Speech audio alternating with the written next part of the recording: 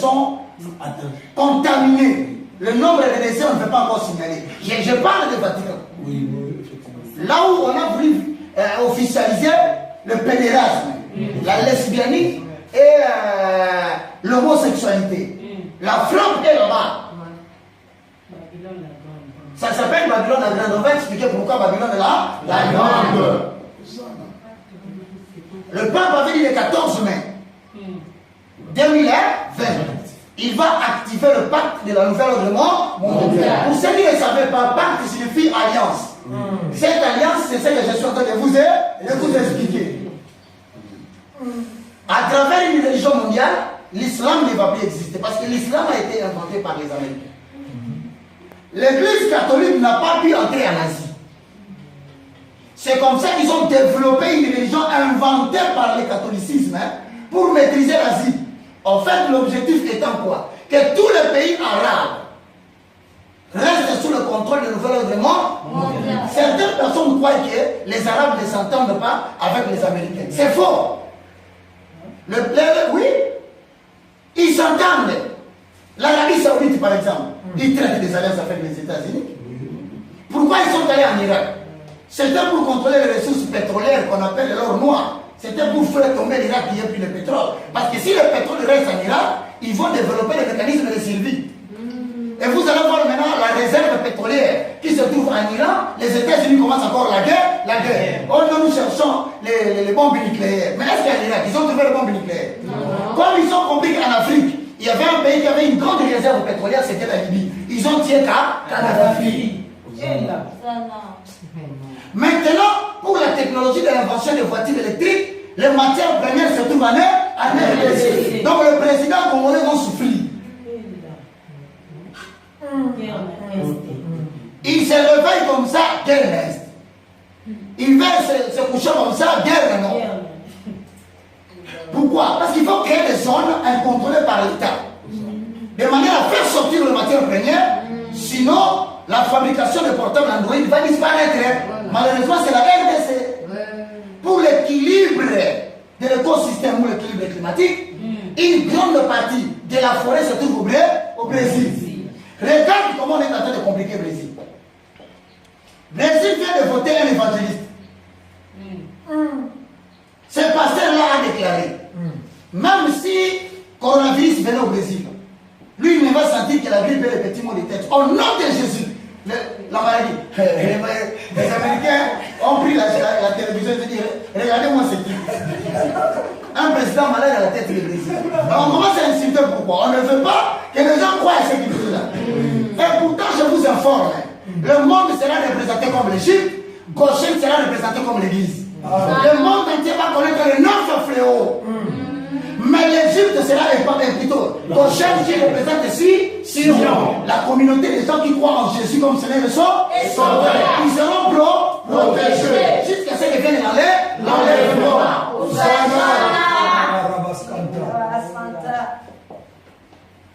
Comment réduire la population de 4 milliards d'Akoufa? Notez, deux pas.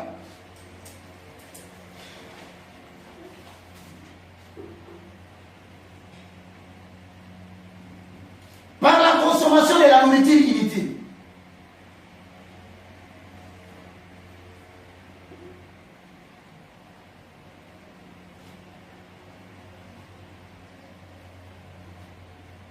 La consommation de la nourriture inutile.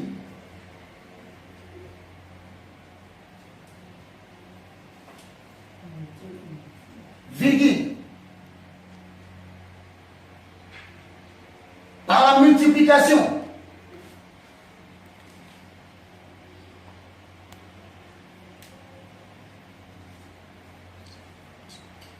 des appareils, par la multiplication des appareils, des produits culinaires. Culinaire, il faut entendre par culinaire les cuisines. Des appareils,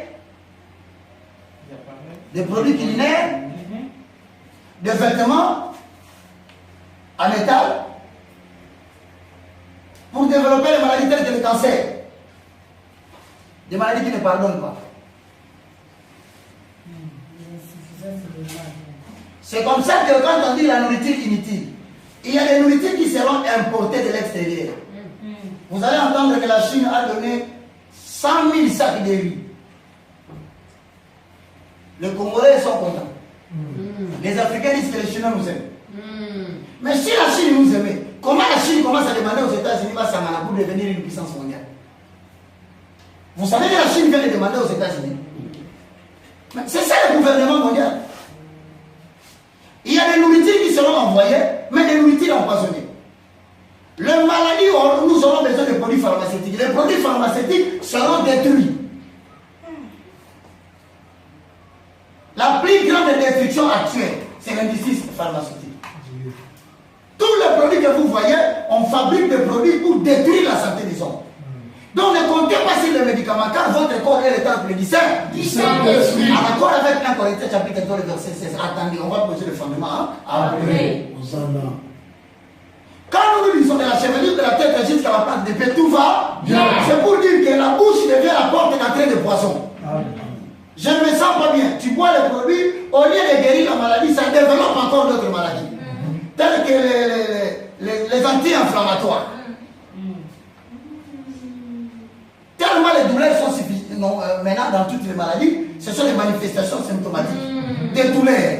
Alors, les gens vont tenter. Regardez, d'ailleurs, qu'est-ce qu'on a compris en Italie? Si les gens sont beaucoup morts en Italie, parce qu'à cause du coronavirus, beaucoup ont utilisé les ibuprofène. Les voilà. Or, avec l'existence du coronavirus dans les sangs, la vitesse augmente. C'est pourquoi nous disons de la chevelure de la tête jusqu'à la plante de Dieu. Tout va bien. Mon corps n'est pas le temple de la maladie. Si Jésus-Christ étant saint, il habite en moi, mon corps devient saint. Et que cela soit le partage de ceux qui nous suivent à la maison. Que tes enfants soient guéris au nom de Jésus. Toi-même qui nous suis, ne crains rien. Ce n'est pas la grippe qui tue. Ce n'est pas le coronavirus qui tue. Ce qui tue, la vie et la mort sont au pouvoir de l'âme. Je te dis de craindre que tu es guéri. Bon, aperçu biblique. On n'a pas terminé l'exposé. Nous respectons les temps. Maintenant, on va poser le fondement parce que nous avons parlé de langage scientifique. Que l'esprit écoute ce que l'esprit dit aller dire. Ce n'est pas Pâques qui parle, c'est l'esprit de l'Éternel qui m'a mandaté, qui m'a préparé depuis longtemps. Afin que je sois celui qui donne la source d'eau vive à ceux qui croient en Jésus-Christ et le nom de Nazareth. Mais la source d'eau vive n'est que la parole de Dieu. Retenez une chose. Les églises qui seront dirigées par la lampe va s'éteindre. Comment la lampe va s'éteindre? La Bible dit dans Psaume 109, le verset 55. Ta parole est une lampe à et une lumière sur mon sang. On dit que les 5 vierges qui n'étaient pas intelligentes, elles étaient folles. Elles étaient sorties, Matthieu chapitre 20, 25. Elles étaient sorties avec des lampes, mais qui n'avaient pas l'huile. Or, l'huile, il représente le Saint. La lampe représente la parole de Dieu. Mais on dit que la lampe va s'éteindre. Par conséquent, les églises qui sont censées nous donner la parole de Dieu sont fermées.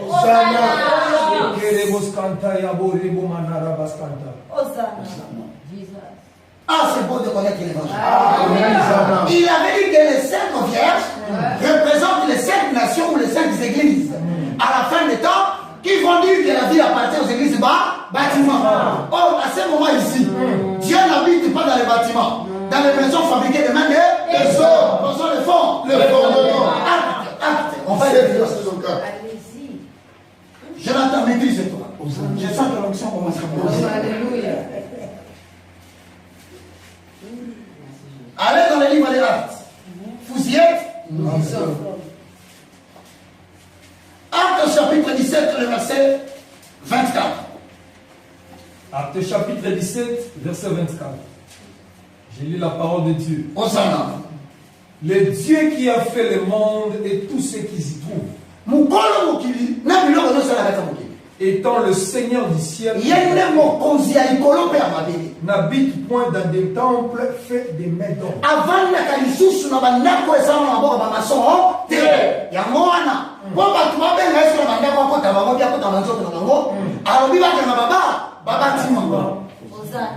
C'est le moment maintenant de l'église temple, le corps temple du Saint-Esprit.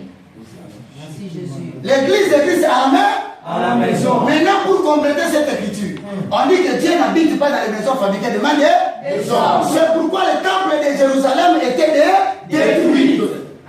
Jusqu'aujourd'hui, je parlerai de la prophétie d'Israël en tant que l'horloge de Dieu. Je vous montrerai comment toutes les nations arabes, avec les Américains, vont s'ériger contre Israël.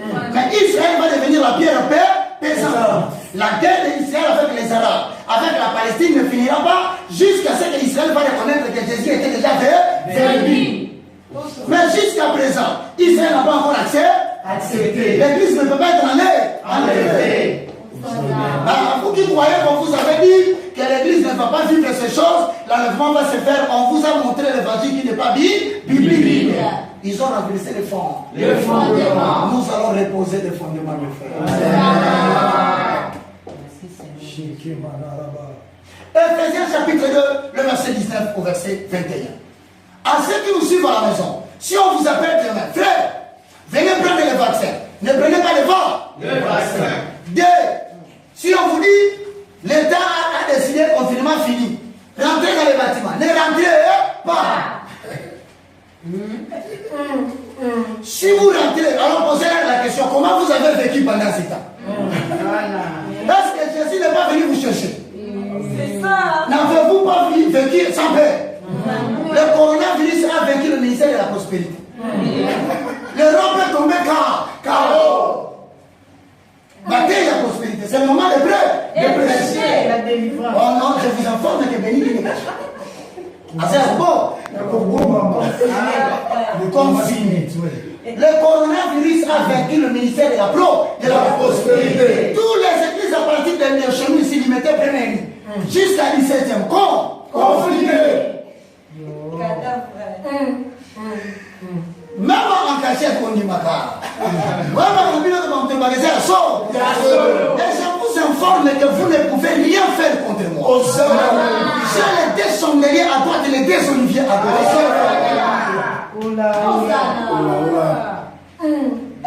Maintenant, je pardonne tous les pasteurs qui ont fait un complot contre moi en France. Vous qui avez pris de l'argent, vous avez donné à une ciel ici. Pour qu'elle passe à la télévision pour raconter que moi je suis un païen, je suis un sorcier, pour qu'au moment où que les gens ne m'écoutent pas. Vous saviez bien que Dieu va nous utiliser pour sauver les vies. Maintenant, je dis aux pasteurs qui ont utilisé cette méthode, moi je vous pardonne. Mais ne sortez pas dehors.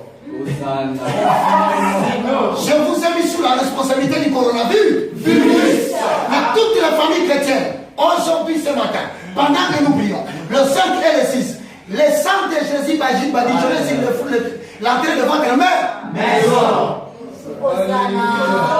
Oh non, ça finga la télévision va commenter. Si je blague, sors. Même l'État va t'aider. Je suis en train de vous dire que Dieu est mécontent quand il vous adresse le message du salut. Vous vous battez, vous tuez, vous êtes en train d'insulter ce messager. Qu'est-ce que moi je gagne à transpirer matin, midi, soir? Qu'est-ce que je gagne moi à vouloir parler matin, midi, soir? Si ce n'est ma raison d'être. Mon rôle est de vous édifier. C'est de préparer l'église à la rencontre de l'époux. Et même si vous croyez que je suis intelligent, est-ce que quel est l'homme qui peut avoir l'intelligence de connaître toutes ces choses? Si ce n'est par l'aide du Saint-Esprit, je ne suis rien. Je ne suis qu'un instrument inutile. Tant qu'il a ma bouche. Ephésiens chapitre 2, verset 19 à 21. Ainsi donc, vous n'êtes plus des étrangers, ni des gens du dehors. Vous n'êtes plus les gens du dehors qui ont peur du coronavirus. Mais vous êtes concitoyens des saints. Vous êtes appelés concitoyens des saints. C'est-à-dire parmi les bassants. Ceux qui ont été justifiés par la mort et la résurrection de Jésus-Christ à la montagne du corps. Ceux qui ont déclaré Romains chapitre 10, le verset 9. Ceux-là, on les appelle communauté des saints. Si tu n'es pas encore dans la communauté des saints, nous allons faire la prière bientôt là. Tu vas entrer dans la communauté des saints en réclamant, en déclarant de ta propre bouche Jésus-Christ est Seigneur. Au-dessus du coronavirus. Et tu entreras dans la communauté des saints.